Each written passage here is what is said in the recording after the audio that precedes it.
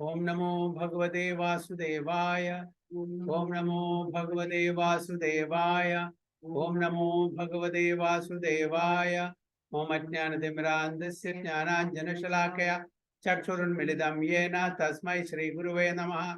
Shri Chaitanya Manobhishtam Sthapitam Yena Bhutale Swayam Rupa Kadamahyam Dadati Supadantikam Mandeham Shri Gurum Shri Udapatakamalam Shri Gurum Vaishnavamsya Shri Rupam Sagrajatam Sagana Raghunatham Tam Sajivam Sadvaitam Savadudam Parjana Saidam Krishna Chaitanya Devam Shri Radha Krishna Padan Sagana Lalita Shri Shakham Vidamsya Ye Krishna Karuna Sindhu Dinabandhu Jagatpade Gopesha Gopika Kanda Radha Kanda Namaste Tapta Kanjana Gaurangi Radhe Vrindavaneshwari Ishabhanu Sude Devi Pranamami Hari Priye Vancha Kalpatarupesha Kripa Sindhu Bevacha पतितानां पावनेभ्यो वैष्णवेभ्यो नमो नमः नमो ओं विष्णुपादाय कृष्णपृष्ठाय भूतले श्रीमते भक्तिवेदांत स्वामिनिधि नामिने नमस्ते सारस्वती देवे गौरवाणी प्रचारिणे निर्विशेष शून्यवादी पाश्चात्य देशतारिणे जय श्री कृष्ण चैतन्य प्रभु नित्यानंद श्री अद्वैत गदाधर शिवासादि गौर भक्त वृंदा हरे कृष्णा कृष्ण कृष्ण हरे हरे हरे राम राम राम हरे हरे गुरुवे गौरचंद्राय राधिकाय तदालये कृष्णाय कृष्ण भक्ताय तद्भक्ताय नमो नमः हरि ओम तत्सत हरे Krishna. So welcome all the devotees for today's Srimad Bhagavad Gita class. So we are in the concluding chapter of Bhagavad Gita as it is chapter 18. What is the sloka number, Mataji? Anybody? 45? It's a 24. Not 20. No, 24, Prabhuji. 24, sure? Yes, Prabhuji. I marked Prabhuji. Because two classes are going together. 24. Yes, Prabhuji.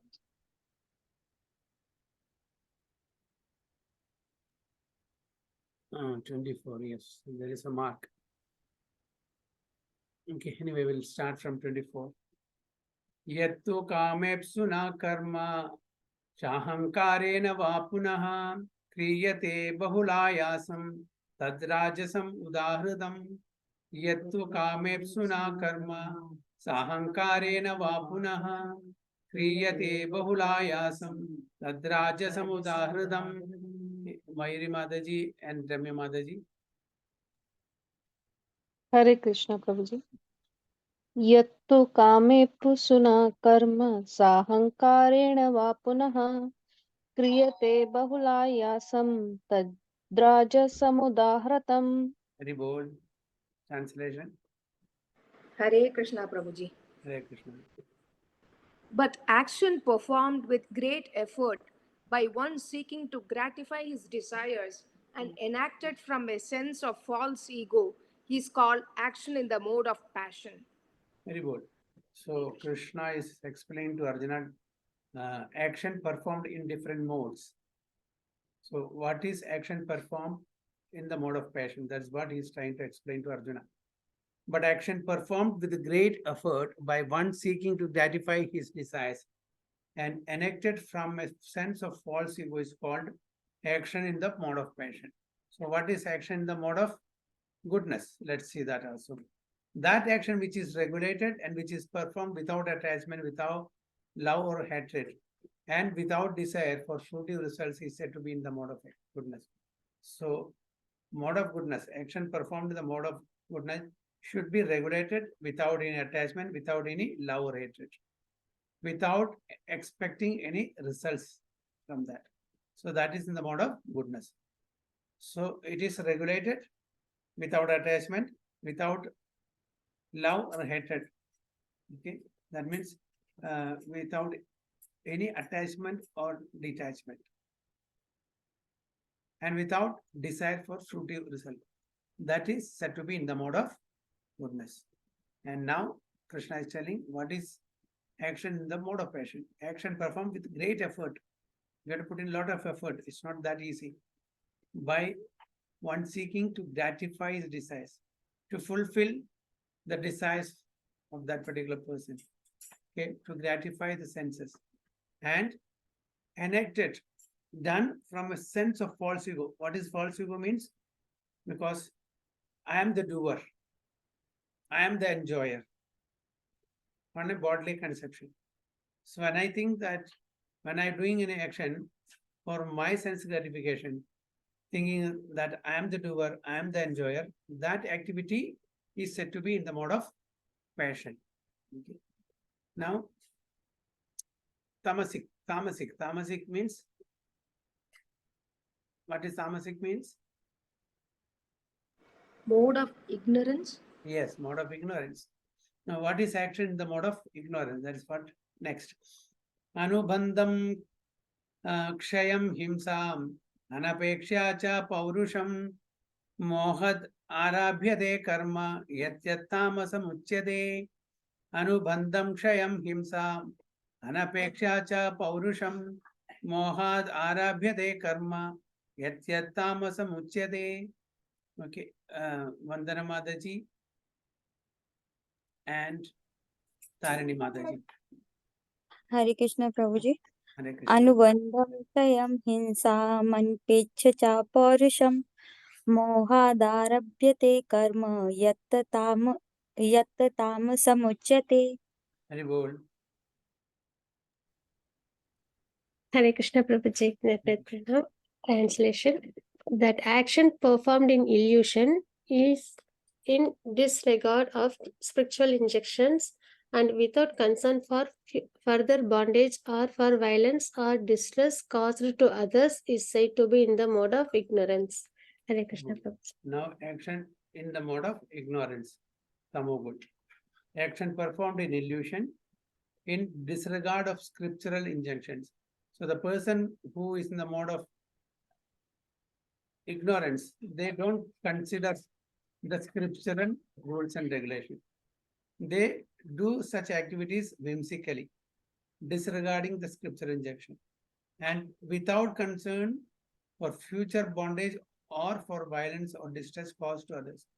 They don't care whether it is going to bind them in this material world or whether this action, is disturbing to others or not. They are least bothered. What is the consequences of that action?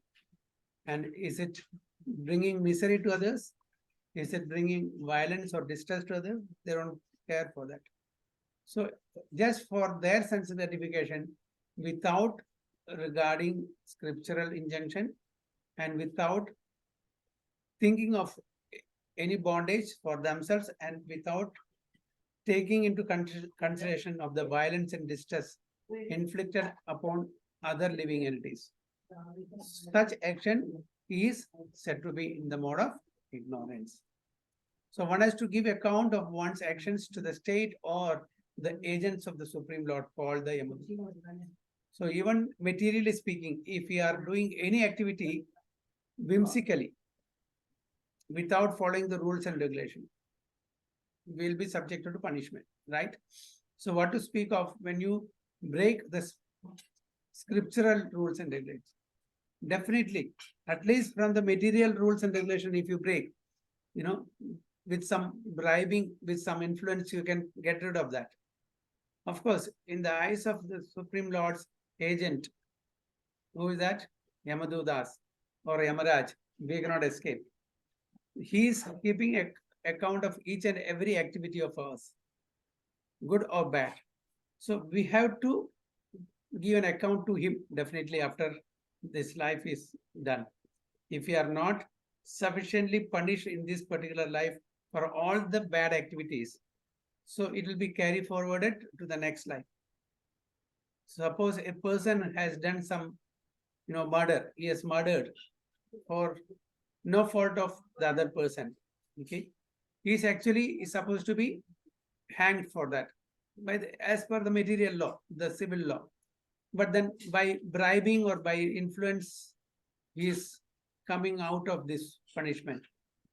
Okay, materially he may be successful, but if he is not given capital punishment, Prabhupada very clearly says it is better to be, punished in this very same lifetime so that he doesn't have to suffer the next life. So if that person is escaping from this punishment in this lifetime, definitely for no fault of him, in the next life he will be punished. then I'll say, I've not done anything wrong. How is that I'm being punished? Isn't it? So it is the sinful activity that he has done in the previous life, for which he had not suffered, and that's punishment is now being awarded by the will of the providence. So maybe in that particular life, he was sinless. He has not done any sinful activity, but he is trapped by others by giving false statements, false witnesses, and he is trapped by others. The actual party escapes. He is unnecessarily dragged into that, and he gets a punishment. Why? Because the punishment which he was supposed to get in the earlier life, he escaped from that punishment. Now he is getting the punishment for no fault of his. So this is what is happening. Okay. So Yamadudas keeps an account of everything. So even if we become smart and escape from the punishment by bribing somebody, by influencing somebody, we cannot escape from the from the watch of Yamadudas. They are keeping a full ledger for each and every living entity. There is a special book, special accounts book. So he keeps all. We may not remember. Yeah, Chitragupta is the accountant.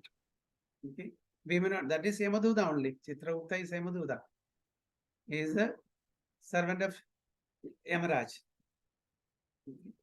So Chitragupta keeps an account of each and every activity of ours. We may forget, but they will not forget. They have to just retrieve that, that ledger. They will, when the soul is taken to Yamaloka, Yamaraj asks for the account statement of that particular living entity, and Chitragupta presents it to the Yamaraj, and he decides what all punishment should be done there.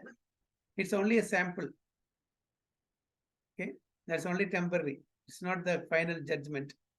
So some punishment is done there, and next they will get a suitable body to suffer the remaining punishment.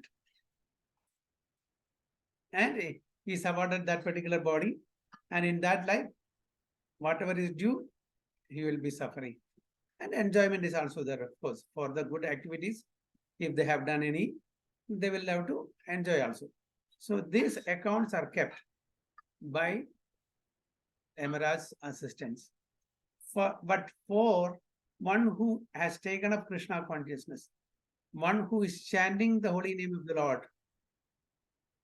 continuously, one who has firm faith in the Supreme Lord's protection, one who wears tilak, one who wears kantimala, one who offers prayers to Tulasi Maharani, one who does worship to, Gauranga, Jagannath Baldev Sudramai, Radha Krishna, these deities, so who follows the four regulatory principles, they are not being sent, or they are not sent to Yamaloka. Yamadudas have no authority to go to such people. Krishna very categorically says that you have no business to go to my devotee. Even if they have not completed Krishna conscious activities in this particular lifetime, they will come back without going through the Yamaraja process. So at least if you are following four regulatory principles, wearing Kantimala and Tilak and chanting Hare Krishna Mantra, rest assured that you will not be suffering in the Yamaraj's court. That's for sure. We may get another human life in a good family from where we can continue our devotional service. That is how Ajamila was saved. Ajamila was also saved. He was a good Brahmana, but somehow or other he fell into some bad activities, and Yamaduda came and Vishnuduta also came. So they had a fight over who is the who owns this soul. And at last, Vishnudutas, they succeeded in the argument, and they took and released Ajamila's soul. And Ajamila got a second chance, being a Brahmana, was a pious person, He got a second chance. He went to Haridwar. For 12 years, he did bhajan and got relief from all sinful reactions. And when he went back home, back to college. So these are all, examples from our scriptures that whoever takes to the path of Krishna consciousness, they will not look, that spiritual credit will not diminish. You can carry forward this spiritual credits. Whereas Prince Prabhu is a doctor now. Okay. Next life, can Prince Prabhu says that I was a doctor in my previous life and I will be a doctor this life? No. If at all he takes another life, we all pray that we all should go back home, back to what it's our prayers. But suppose we get a next birth, we cannot claim that I had $2 million in my account and I should have that $2 million in the next life also. We cannot claim that. We cannot carry anything material, but we can carry all our spiritual credits. There's so many examples. So what are some example that we can quote from our scriptures, that our bhakti, our spiritual credit is being carried forwarded to the next life? Any examples? Examples are not shloka or examples, Prabhu? Some examples. Hare Krishna. Who was leading a who was in the human body, then they got an animal body, but the conscious. Jadabrata. Yeah, Jadabrata. Jadabrata. Okay. And Gajendra. Gajendra. Indramana Maharaj. Gajendra. Okay. We can also give an example of our what do you call Keshavan in Guruvayur. Guruvayur Keshavan, because Guruvayur Keshavan, the elephant, is not an ordinary elephant, isn't it? He was directly serving the Supreme Lord. Not all the elephant got this opportunity, isn't it? He was a pure bhakta, but due to some mistake that he might have done in the previous life, he got the body of an elephant.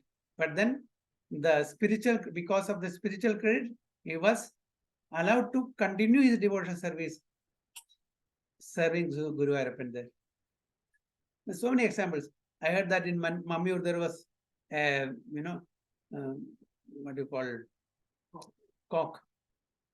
It used to always eat only prasadam. It never eats some worms, this and that. Always there. Always, going around inside the temple courtyard and very peaceful. Never ate anything from outside. Always attending all the functions that is happening there. He left the body. So these are all some sukriti, because they have carried forward some sukriti from the previous life, and they must have done some, small mistakes in that life, human life, because of which they had to take the body of human beings or birds or animals or birds or something. So that is what we have to understand from this, that whatever actions we perform, everything is being recorded. So any spiritual activities, spiritual credit, that is always we can take it along, and it is never diminishing. It's never decreasing. Whereas the material credits, the material acquisitions will not be taken towards our next life. We cannot carry forward that. The spiritual credit will always come with us without any diminution. So irresponsible work is destructive because it destroys the regulatory principles of scriptural injunction.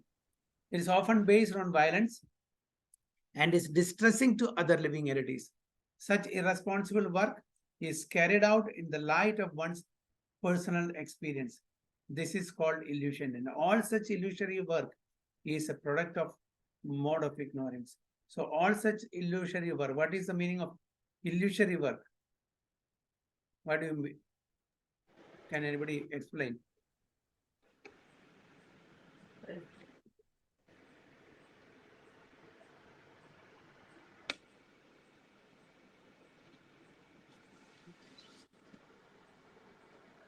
Hare Krishna. Hare Krishna. Yes. Mataji, please. Well, yeah, anybody, no problem. Okay, Yes, let him Ramya say. Mataji. Ramya Mataji, yeah, tell. I had a doubt, Prabhuji, that is why. Yeah. Without concern for future bondage means what, Prabhuji? Exactly what the That when we scriptures are say. doing activities in the mode of ignorance, we'll be bound to this material world again and again. So if you know that I'm going to be bound in this material world, why should I do activities in the mode of ignorance? I should not be doing. So I am not concerned at all because we are in the mode of ignorance. Because of the mode of ignorance, I don't have the intelligence to understand that this particular activity is going to bind me in this material world. Okay. So that is without. Okay. Yes. Prince Prabhu. Hare Hare Krishna, Prabhuji. Sorry. Yes, Mataji, Tarani Mataji wanted to ask something? Yes, Mataji, please. No, Prabhuji, for illusory work, can I say, Prabhuji? Yeah, please. The work which does not follow this spiritual injection are called illusory work, Prabhuji. Is it correct, Prabhuji? Yeah, the work that is not as per the injunctions of scriptures, but it is based on what? What conception?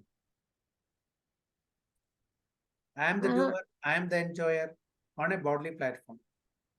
So any activity done on a bodily platform, thinking that I am the doer, I am the enjoyer, no? So that sort of activity is called illusion. So and all such illusory work is a product of the mode of ignorance.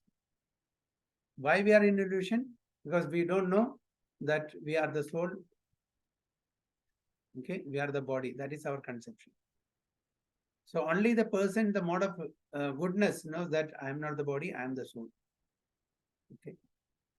So that is what first we said regulated. The person in the mode of goodness, what sort of activity will he does? It should be regulated without any attachment, without any love and hatred. So that is the mode of goodness. He knows I am not this body, I am the soul. My duty is to serve the Supreme Lord for his satisfaction, not for my sense gratification. Okay. So, yeah. Prince Prabhu, you wanted to say something, add something? Yeah, yes, Hare Krishna, Prabhuji. I was just asking that any personal people may have their own experience, but if that experience if is not under spiritual guidance or spiritual principles, that may be illusion. I may think I am doing good, I am doing something based on my own experience, which may not be. It's actually an illusion because if it's not following the. So I was thinking maybe that is the thing. Yeah, according to the dictation of the mind, according to Yes. the experience of that particular person, good or bad. So they will assume things. It's for my enjoyment, it's maybe like this, it may be like that. These are all, there is no actual foundation for that. It may or may not. So one should follow the injunctions of the scriptures to find out what is right, what is wrong, what is good, what is bad, what is beneficial, what is not beneficial. We should follow the scriptures' injunctions. You're right, Prabhuji. So text 26. Mukta sangon naham vadi dhritya utsaha samanvida siddhi asiddhayo nirvikaraha karta satvika uchyate. Mukta sango naham vadi dhritya utsaha samanvida siddhi asiddhayo nirvikaraha karta satvika uchyate. Okay. Sachi Mataji and Prabhu. हरे कृष्ण प्रभु दंडक प्रणाम मुक्तसङ्गो नहं वादी धृत्युत्साह समन्वितः सिद्ध्योर्निर्विकाराः कर्ता सात्विक उच्यते. Translation, Prabhu. Hare Yeah. Krishna. One who performs his duty without association with the modes of material nature, without false ego, with great determination and enthusiasm, and without wavering in success or failure is said to be a worker in the mode of goodness. Okay, so previously we studied activity in different modes. Okay, mode of goodness, mode of passion, and mode of ignorance. Now Krishna is explaining the worker in three different modes. Worker in mode of goodness, worker in mode of passion, and worker in mode of ignorance. So what is worker in mode of goodness? One who performs his duty without association with the modes of material nature, without false ego, with great determination and enthusiasm, and without wavering in success or failure is said to be a worker in the mode of goodness. Let's see what Prabhupada says in the purport. A person in Krishna consciousness is always transcendental to the material modes. So a devotee who is perfectly situated in Krishna conscious activities. Okay, a devotee perfectly situated.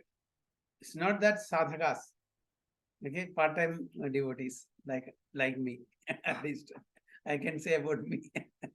Okay, so a person in Krishna consciousness, always they are not in these three modes.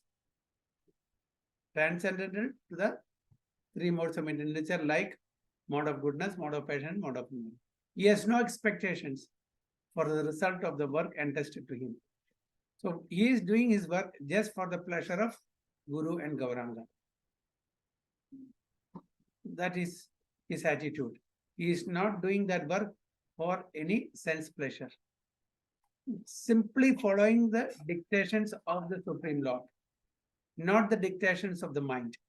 Usually we follow the dictations of our mind. Usually, generally, isn't it? But then our mind takes us either thither, here and there. We cannot believe our mind. We cannot trust our mind. Isn't it? So what we should trust? We should trust Guru, Sadhu and Shastra. So when we trust Guru, Sadhu and Shastra, not our flickering mind, and we are in full Krishna consciousness, no modes will influence us. No modes will influence our activity. He has no expectation for the result of the work entrusted to him because he is above false ego and pride. Above false ego means he is not on a bodily conception. And he doesn't take pride in whatever he is doing because he knows that everything is sanctioned by the Supreme Lord. He is just an instrument in the hands of the Supreme Lord. As we have seen the puppets, the puppeteer is, controlling the strings. So according to how the puppeteer is making the puppet dance, the puppets dance because in his hands are the control of the strings. So he pulls accordingly, that puppet dances. So here we are also just following the instructions of the Supreme Lord for his pleasure. We are just following his instruction and doing the activity. So still he is always enthusiastic. So we will not take it as a burden. Oh, I don't like it. No, why am supposed to do like this, although I am not. No, because our liking will be as per the liking of the Supreme Lord. Whatever Supreme Lord wants us to do, we want to do that. Our interest will be in that line. So Arjuna is being elevated to that platform from the lower platform. Arjuna in the initially he was on a bodily conception. He was thinking that he is the doer, he is the enjoyer, he is the sufferer. No, he was thinking on that terms. But later, after receiving the complete knowledge from Sri Krishna, he came to know that this is all bogus. My thinking is not right. I am just part and parcel of that Supreme Lord, and my duty is to please him. Rishikena Rishikesha Sevanam Bhakti Ruchadi. So when he comes to that perfect understanding, he just forgets everything.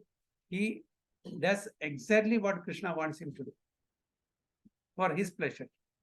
So we also have to come to that stage where we should be doing the activity only for his pleasure.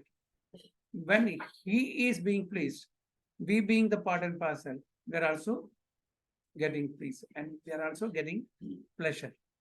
So he does not worry about the distress undertaken. He's always enthusiastic. He does not care for success or failure. Whether it is success or failure, good or bad, it is not his lookout and he is not worried at all. Because it is Krishna's instruction. My duty is just to follow, carry out his or execute his instruction. That is how a devotee handles the case. He is equal in both distress and happiness. Okay, the devotee is not at all distressed when something good comes, and he is not at all very elated. Something good comes. So when something good comes, he is not elated. When something bad comes, he is not morose also. Such a worker is situated in the mode of goodness. So three modes will not influence him. He is doing very enthusiastically the activity as per the instructions of Krishna, as per Guru, Sadhu and Shastra, and he doesn't care whether it is good or bad, success or failure, or happy or sorrow, he doesn't care. He just want to please the Supreme Lord. Such a worker is situated in the mode of goodness. So any questions or any comments?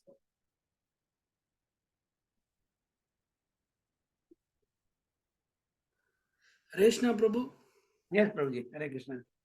Prabhu, in that previous sloga, Prabhu, you were telling that that if you are not punished in this janma, the next that you will be punished in the next janma, right, Prabhu? Next coming any Janma, if it is that is due for next Janma, he may get it next Janma. In some of the Janmas, for sure, we have to give account of that particular activity. We have to nullify that activity. If there was a debit, there should be a credit also. But I have doubt, Prabhu, in this. Yeah, Like, tell me. say, Yeah. suppose we escape this material, this one, but when you go to spiritual, this one, Chitraupta will be noting all our sins and other things. But we have to undergo the punishment there itself, no, Prabhu. Then how come it will be forward? Yeah, that is only sample I told you, know. In the hellish planet, only sample punishments are given. But then according to our desires and the reactions of the work that we have done, we will be awarded a suitable body. And the rest of the punishment we will have to experience in that particular body. Our desires are still there. Now, suppose somebody, a criminal, okay, a thief is stealing. So when the police catches him, the police slaps him immediately there itself. Isn't it? The police slaps him or punish him there itself when he is caught. It is not the final punishment. Then he is taken to the police station. Then FIR is, done, and there will be punishment. 6 months or 1 year or 2 years like that. So this is just a token punishment. It's not complete. There will be why this punishment. For example, I'll tell you. A person who has a human body. Okay, he is not utilizing the human body for activities of human beings. He is living like an animal, killing all the other animals and eating the flesh for sense gratification. Now, next, his life is due to become an animal. He is not going to get a human body for sure, because he has been slaughtering animals and eating for his sense gratification. So he is now taken to Yamaloka. And now next life is animal life. We should be given practice. Now we don't have practice in the animal life, animal body. We have been living in a human body. So we should give enough practice to stay in the animal body. We means the soul. To stay in the animal body and to experience what animals is experiencing. For that, the suitable punishment is given so that we can get into the animal body and we can very happily stay in that animal body as if now we are very happy. So, for example, if that person who is very sinful is going to get a hawk's body. Hawk's body means, what is hawk? Means pig. That is a destination. Now, this human is not,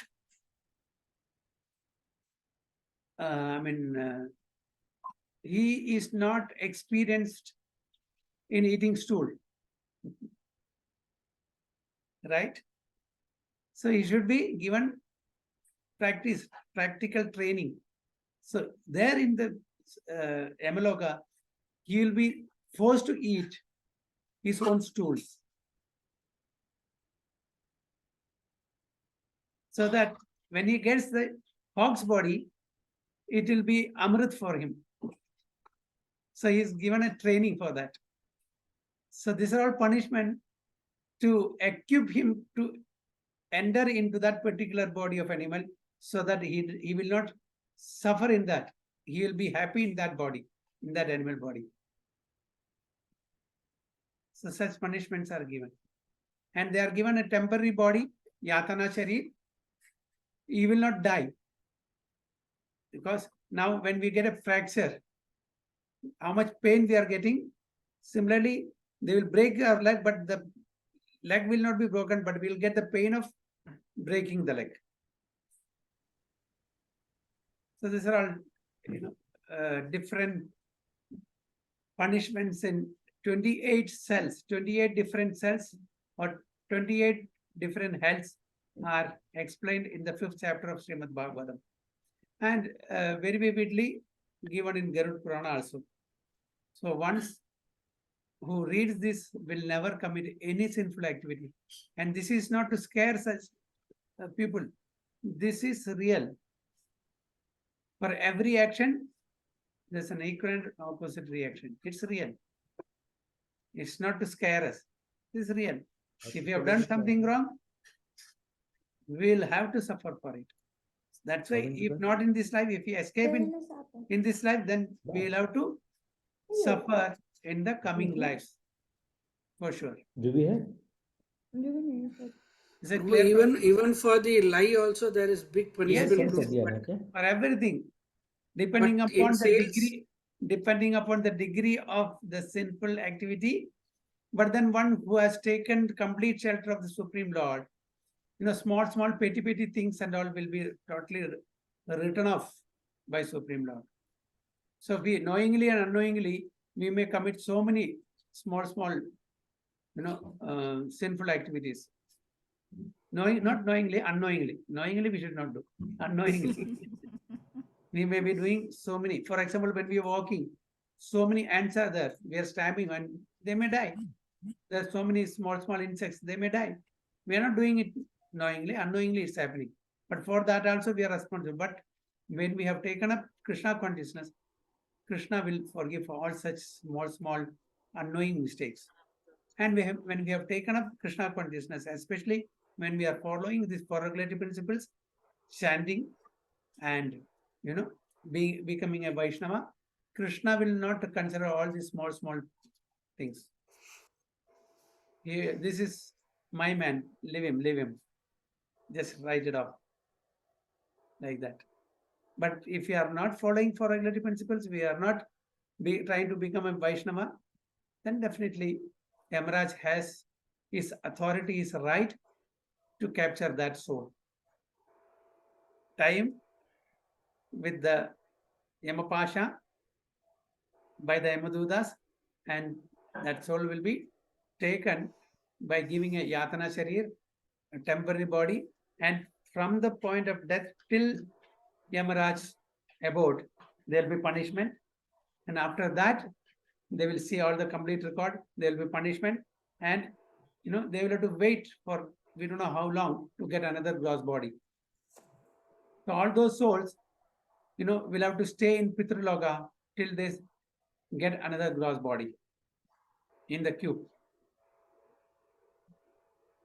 And it is said that the souls, when they have to get this body, just like, for example, especially to get a human body, it's very, very rare. After evolution of so many different species, one gets a human body. Just like, for example, Arun Prabhu, you have in your company one vacancy, okay, a project manager. How many applications you are getting? Usually, So many applications, Prabhu. thousands and thousands, Thousands, yes. right? Similarly, Yes, Prabhu. the souls who are ready to get gross body, especially human body, thousands and thousands of souls are trying to get into the womb of mother. And out of that thousands and thousands and thousands of souls, one will get entry. Just like out of so many thousands of applications, one will be selected at the end of the day. All other 900, suppose 1000 application you got, 999 will be rejected. Again, they will keep applying, keep like that. The souls are also trying to enter into the womb of a mother to get a gross body, because they are without gross body. They have all the desires, like, because they don't have any body to enjoy. So they will be, especially, when female and male unites, it's not that one soul is entering through the semen of the father. Millions and billions of souls are entering, it seems. And out of that, only one gets an opportunity to enter into the womb, and then become an this thing, what you call flesh, to be born as a baby. That is how it is. So it is, that's why it is said, it is very, very rare to get a human form. It's not that easy.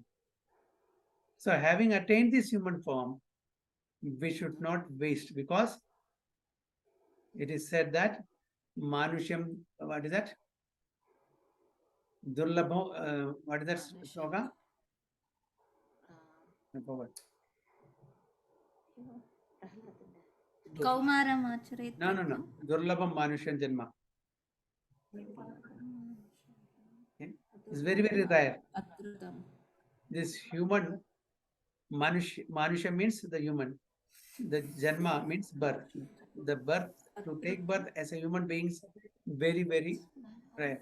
In Bhagavatam also it is said that Labdhva Sudurlabham Idam Bahu Sambhavante Manushya Martadam Anityam Abhihadirat Turnam Yadedna Padet Anum Rityu Yavat Nishresha Saya Vishayakalu Sarvadasyat. That is Labdhva Sudurlabham. Labdha means we get, obtain, we obtain. Sudurlabham. Durlabham means rare. Sudurlabham means very, very rare.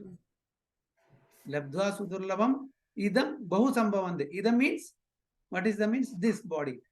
Yes. Bahu Sambhavante means after many, many births, after undergoing through different species, 84 lakhs in multiple times, we are getting at last this human body.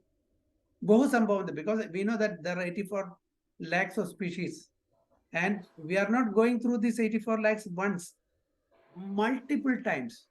After that, we are getting this human body. Just imagine how lucky we are to be in this human body. And we don't make use of that. Yes, when Prabhupada says, make the best use of the bad bargain. Are we doing that? This body is a bad bargain. It's a bad bargain. Okay? But still, make the best use of it. How? By taking up Krishna consciousness. So, Labdhva Sudurlabham Idam Bahu Sambhavante Manushya Martadam Anityam Api Hadira. Manushya, this means this Manushya, this human body. Arthada means very, very meaningful, very, very beneficial. Manushya Martadam Anityam, but there is one problem. It is not forever. This human body will not be having forever. It is Anityam. It is temporary. We don't know how long. So since we don't know how long we are going to live in this material human body, we should immediately, turnam yatet na patet anumrityu yavan. Immediately we should start Krishna consciousness. Immediately, turna means immediately. Before we don't know, next moment we may fall and die.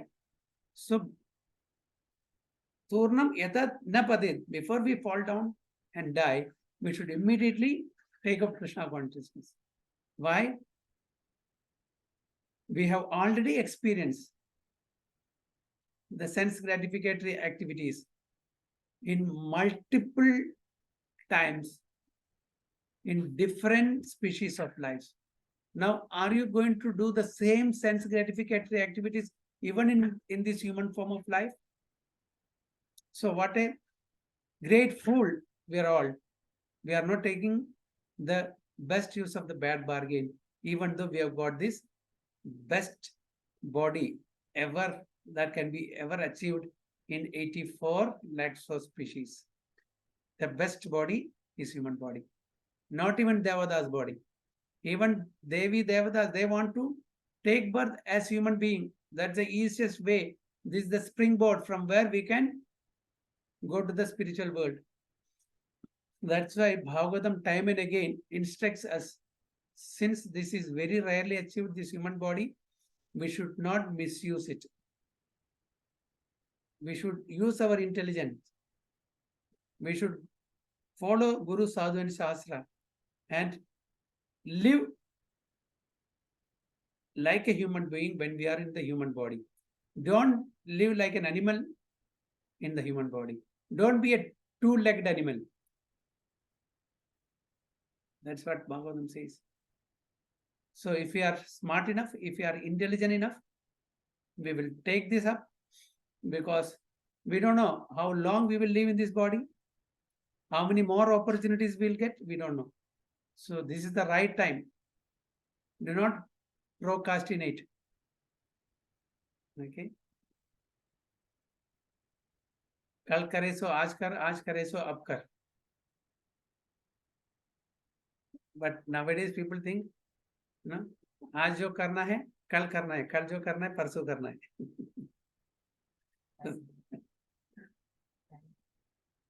So do not, for all of us should take up this seriously, and this is the only opportunity that we may not get this opportunity soon. And as we all know, we are living in the era of 10,000 years of golden era. So what is that 10,000 years of golden era means?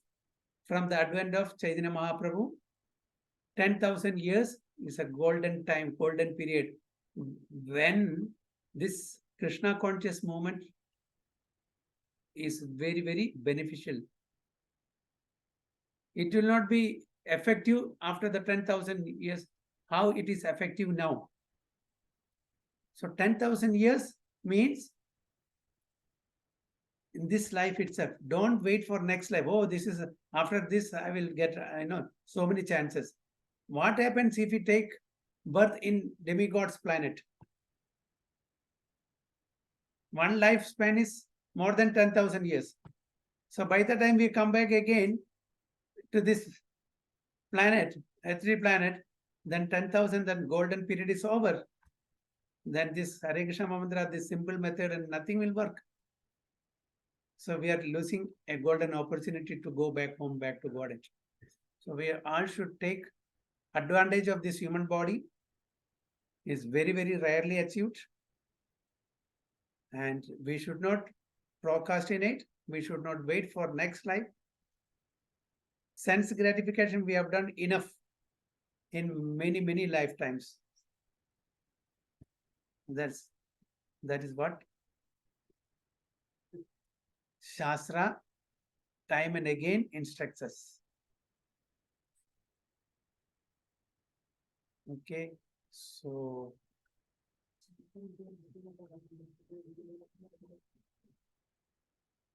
text 27 we'll do next.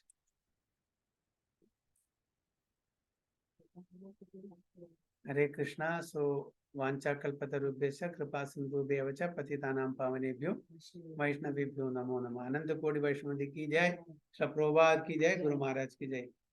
Okay, Hare Krishna. So I'll stop the recording.